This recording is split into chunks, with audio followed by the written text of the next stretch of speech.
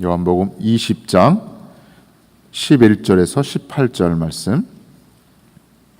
제가 가진 성경은 183쪽입니다. 183쪽 요한복음 20장 11절에서 18절까지의 말씀, 저와 여러분이 한 절씩 교독하셨으면 좋겠습니다. 요한복음 20장 11절에서 18절입니다. 마리아는 무덤 밖에 서서 울고 있더니 울면서 구부려 무덤 안을 들여다보니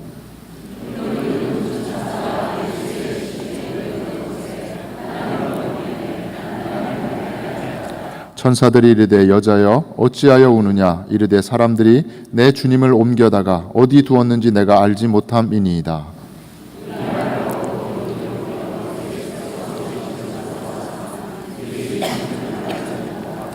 예수께서 이르시되 여자여 어찌하여 울며 누구를 찾느냐 하시니 마리아는 그가 동산지기인 줄 알고 이르되 주여 당신이 옮겼거든 어디 두었는지 내게 이르소서 그리하면 내가 가져가리이다.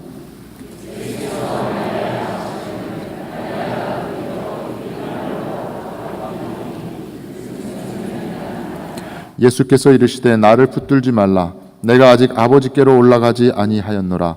너는 내 형제들에게 가서 이르되 내가 내 아버지 곧 너희 아버지 내 하나님 곧 너희 하나님께로 올라간다 하라 하시니 막달라 마리아가 가서 제자들에게 내가 주를 보았다 하고 또 주께서 자기에게 이렇게 말씀하셨다 이르느니라. 아멘. 하나님의 말씀입니다. 이 시간에는 담임 목사님께서 나오셔서 마리아의 실수라는 제목으로 귀한 말씀 전해주실 때 큰 은혜의 시간 되셨으면 좋겠습니다. 지금은 돌아가신 소설가 박완서라고 하는 분이 계시죠. 그분이 지은 책 중에 한 말씀만 하소서라고 하는 책이 있습니다. 한 말씀만 하소서. 이 책은 이른 나이에 자식을 하나님께로 보내야 했던 어떤 어머니의 아프고 슬픈 마음이 담겨 있는 책입니다.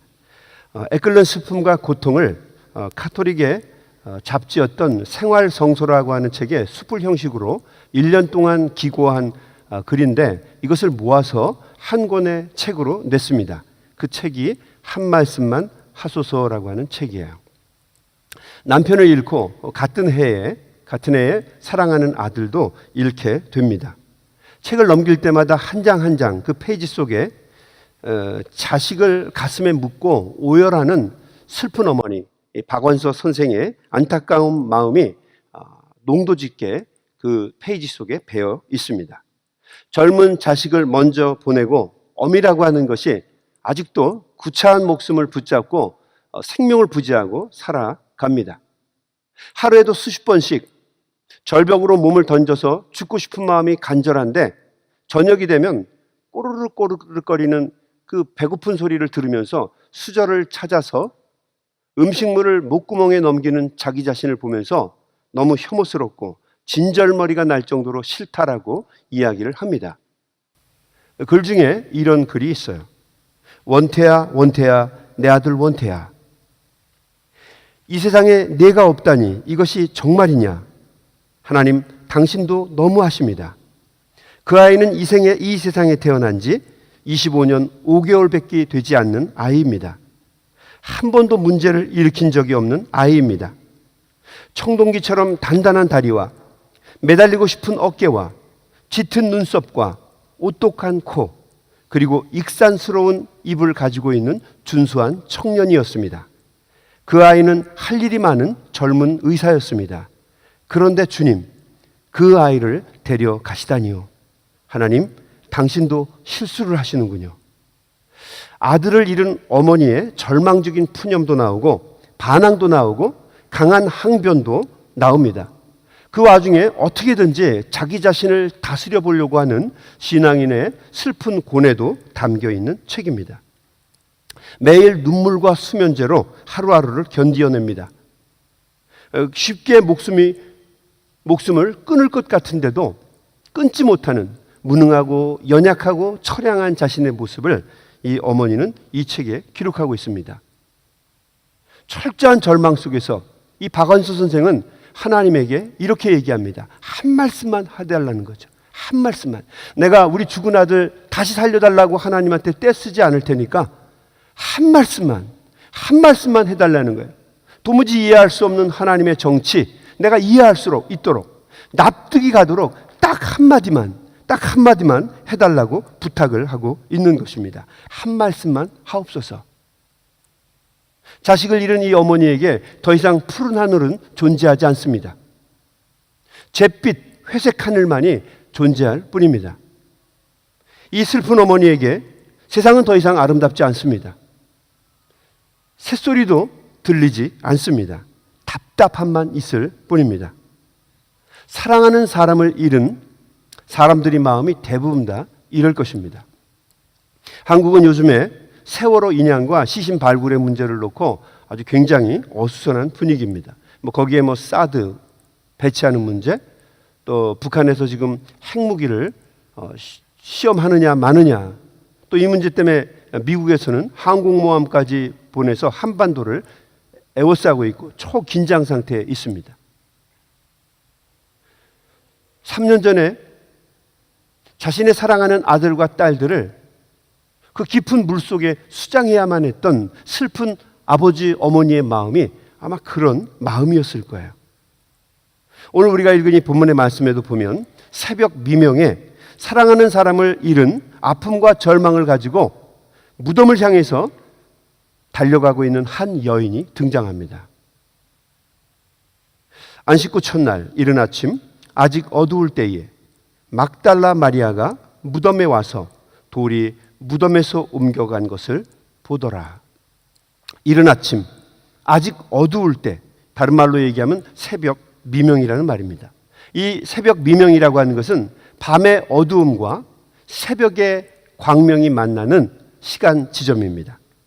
서서히 어두움이 사라지고 여명이 밝아오면서 어둠과 광명이 둘로 교차하는 자리입니다.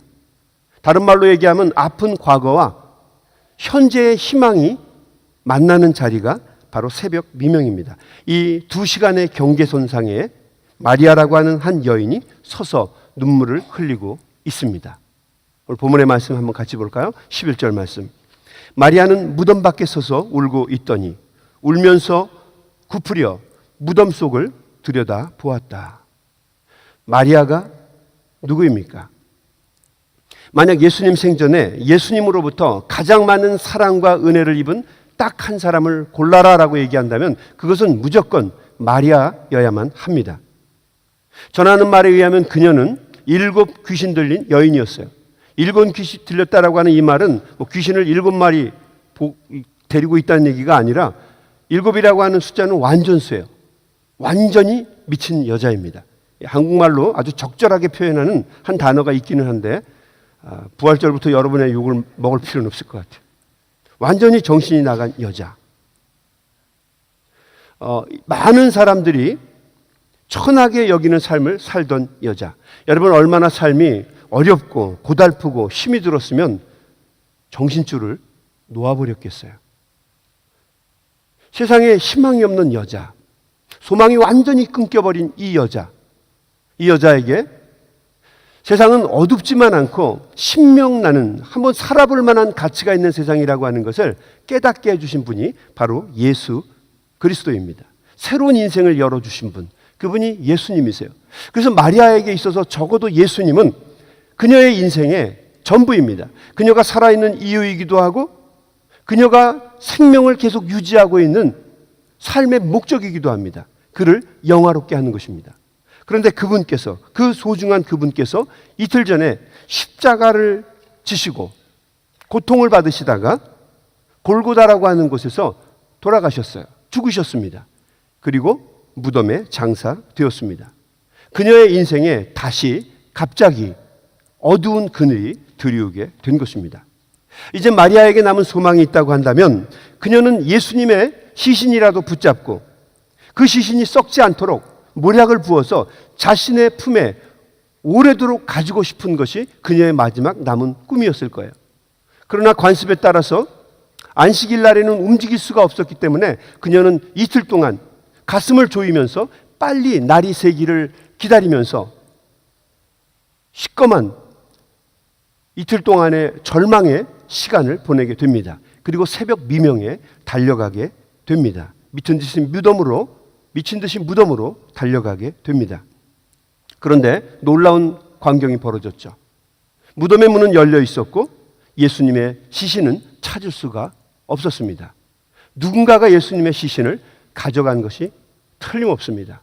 말로 표현할 수 없는 절망감이 그녀를 휘 감습니다. 깊은 좌절감이 파고 들어옵니다. 로마 병사가 그랬을까? 유대 관원들? 아니면 바리새인들 중에 하나? 어쩌면 제사장 그룹의 몇몇 사람들이 예수님의 시신을 가져다가 훼손하고 유기해 버렸는지도 모르겠어요. 철저한 절망감 속에서 그녀는 서 있습니다. 그리고 밤의 어두움과 새벽에 밝아오는 광명이 있는 그 지점에서 그녀는 눈물을 흘리면서 안타까워하고 있습니다. 과거와 현재가 만나는 시간의 경계선상에서 십자가에 달리시고 무덤에 장사되신 그 예수님을 마리아는 찾고 있는 것입니다. 쉽게 얘기하면 죽은 예수님을 그녀는 찾고 있는 거예요. 마리아가 슬피 울면서 예수님을 찾다가 오늘 본문의 말씀에 보면 두 천사를 만나게 되고 연이어서 놀랍게도 그녀가 그토록 찾아 헤맸던 부활하신 예수 그리스도를 그녀는 만나게 됩니다. 12절 말씀. 흰 옷 입은 두 천사가 예수의 시체에 누웠던 곳에 하나는 머리편에 하나는 발편에 앉았더라. 천사들이 가로되 어찌하여 우느냐? 가로되 사람이 내 주를 가져다가 어디 두었는지 내가 알지 못함이니이다. 이 말을 하고 뒤를 돌이켜 예수의 서신 것을 보나 예수신지 알지 못하더라. 참 신기한 일이 일어났어요. 지금 마리아가 이야기하고 있는 사람이 마리아가 그토록 찾았던 예수님이세요. 그런데 말입니다.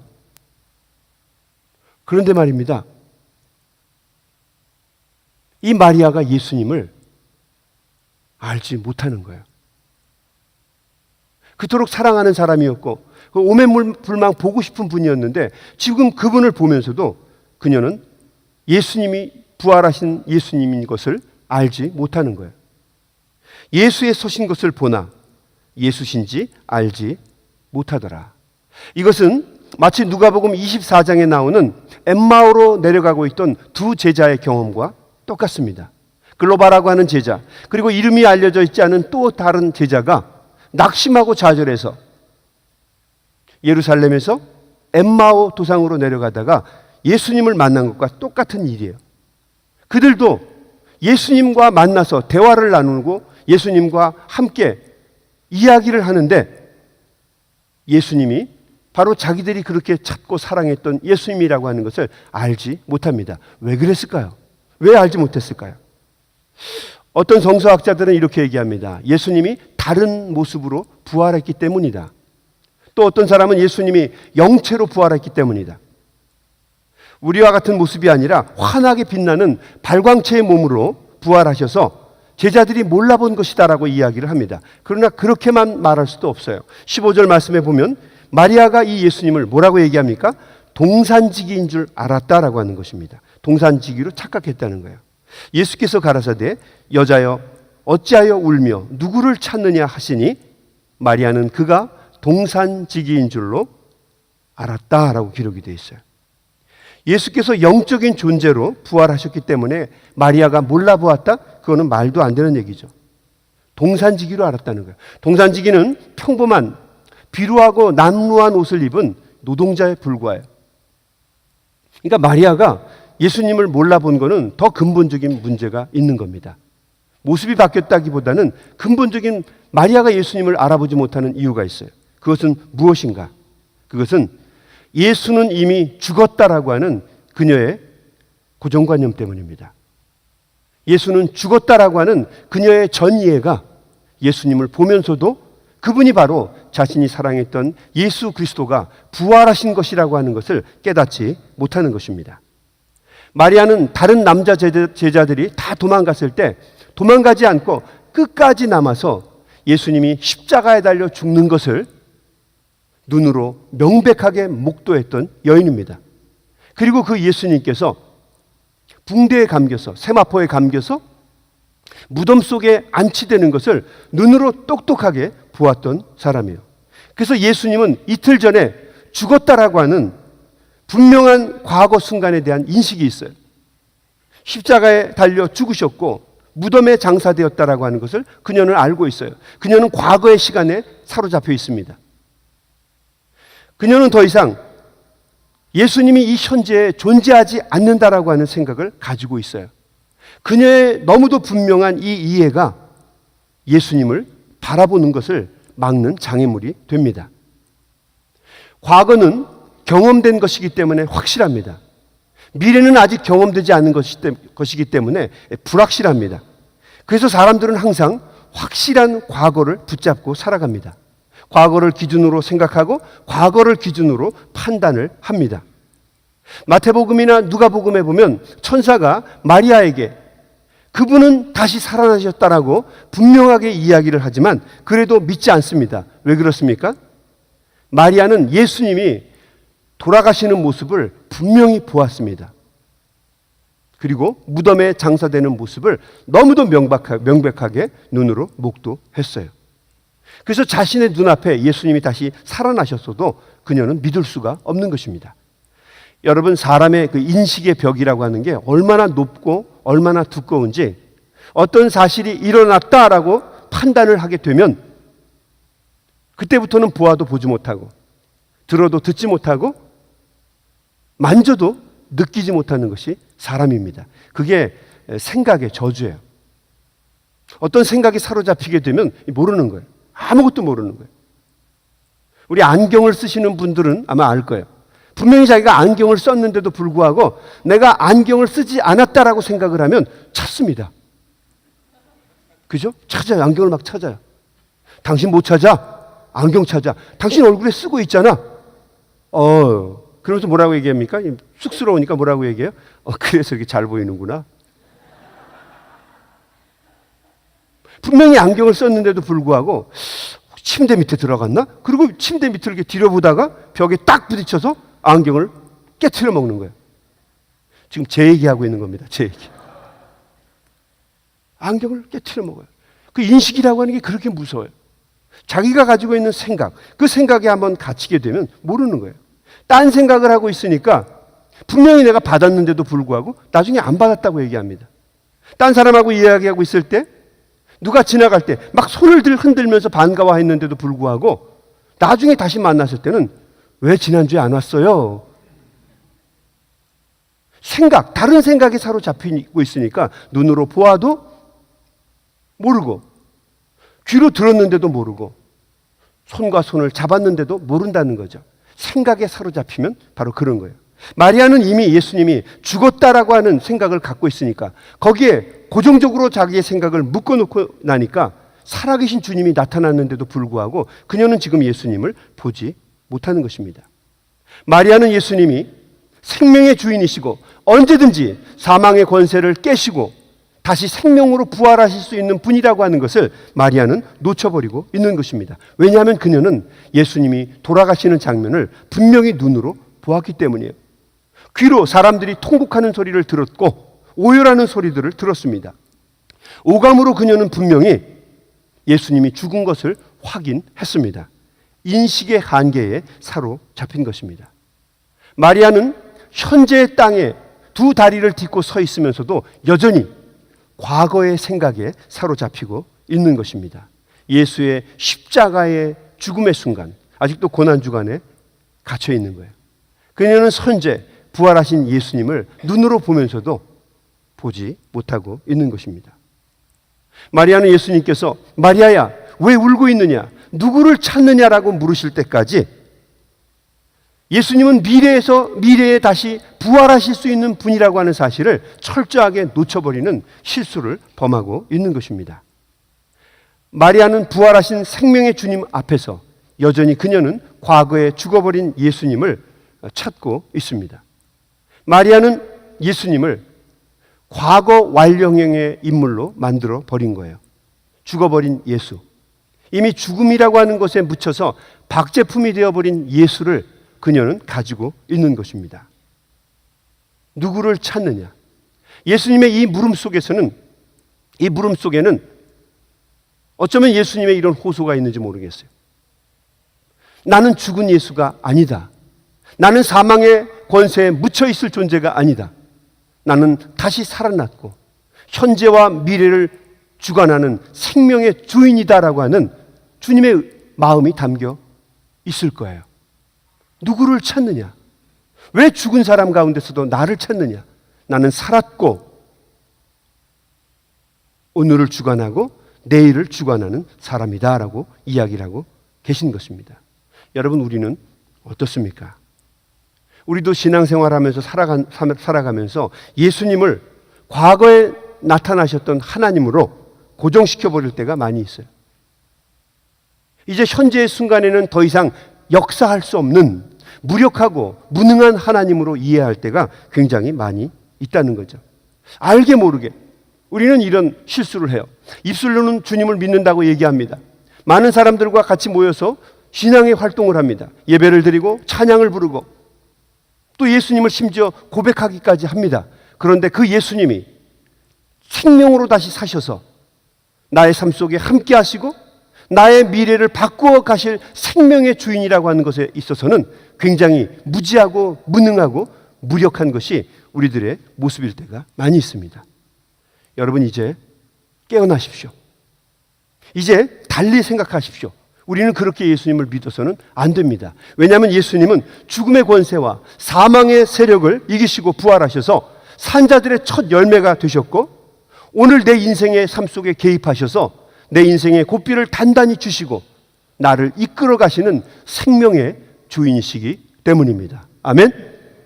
부활하신 그 주님을 믿는다면 여러분, 깨어나십시오. 낙심하셔서 하나님이 없는 사람처럼 주님이 여전히 그 죽음의 장벽 아래 갇혀 있는 것처럼 살아가서는 안 된다는 거죠. 우리의 삶 속에 어떤 문제가 있었고 어떤 고난이 있었든지 그건 문제가 되지 않아요. 주님은 그 모든 것을 이기셨고 다시 부활하셔서 내 삶 속에 나와 함께 계시다라고 하는 것을 기억할 수 있게 되길 주의 이름으로 축원합니다. 제가 예전에 섬기던 교회에 아주 신앙이 좋으신 신실한 권사님이 한 분이 있었어요. 저보다 나이가 한 서너 살 위에요. 사업을 참 잘하셨어요. 공장을 서너 개나 가지고 계셨던 분이세요. 그런데 어느 날 이분이 잔뜩 술에 취해서 저에게 왔어요. 그리고 이렇게 얘기했습니다. 목사님, 나 완전히 망했어. 완전히 거들났어. 다 들어먹었어. 이제 거지 새끼 됐어. 목사님, 나 완전히 망했어. 얼마나 힘들고 얼마나 어려웠으면 그 이기지도 못하는 술을 그렇게 많이 먹고 와서 저에게 주정을 하겠어요. 원래 이런 분이 아니거든요. 절대 이렇게 살아갈 분이 아닙니다. 근데 그분의 말처럼 정말 망한 거예요. 여러분, 그런 경우에 여러분은 뭐라고 그분들에게 조언을 해주시겠어요? 힘내세요. 기회가 또 있잖아요. 그래요? 철저하게 망했어요. 내가 그분에게 어떤 이야기를 해도 그분은 듣지 못할 거예요.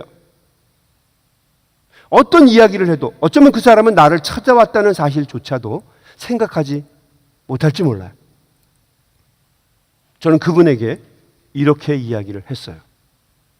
암흑의 권사, 두 눈을 뜨고 나를 똑바로 봐. 내가 당신의 이야기를 듣고 보니까 당신은 분명히 망했어. 철저하게 망했네. 밑바닥까지 떨어졌네. 그러면 내 얘기를 단단히 들어. 나사렛 예수, 부활하신 주님의 이름으로 명령하는데 이제 그 떨어진 땅바닥에서 그 땅바닥을 딛고 일어서 다시 주님의 이름으로 부활해. 이것은 주님의 명령이야. 훗날 우리 그 권사님이 뻘떡 일어나셨어요. 정말 일어나셨어요. 딴 사람이 되셨어요. 열심히 살았고요. 정말 짧은 시간 안에 모든 것을 회복했어요. 그분이 나중에, 그 권사님이 나중에 이런 얘기를 했어요. 목사님이 자기에게 주님의 이름으로 땅바닥을 차고 일어나라, 부활하라, 그 얘기를 듣는데 정말 그 소리가 하나님의 소리로 들렸다는 거죠. 벌떡 일어났고 다시 일어나게 되었다는 겁니다. 여러분, 만약에 오늘 이 아침에 무겁고 힘든 마음으로 주님의 전에 나와 있다면, 그리고 아직도 어렵고 힘든 일 때문에 슬픈 마음을 가지고 있다면, 여러분 똑똑히 들으십시오. 여러분 일어나십시오. 깨어나십시오. 그 힘들고 어려운 모든 어두움들을 나사렛 예수, 부활하신 주님의 이름으로 이기십시오. 왜냐하면 주님은 모든 절망과 고난을 이기시고 사망의 음침한 세력을 이기시고 오늘 우리에게 부활하셨기 때문입니다.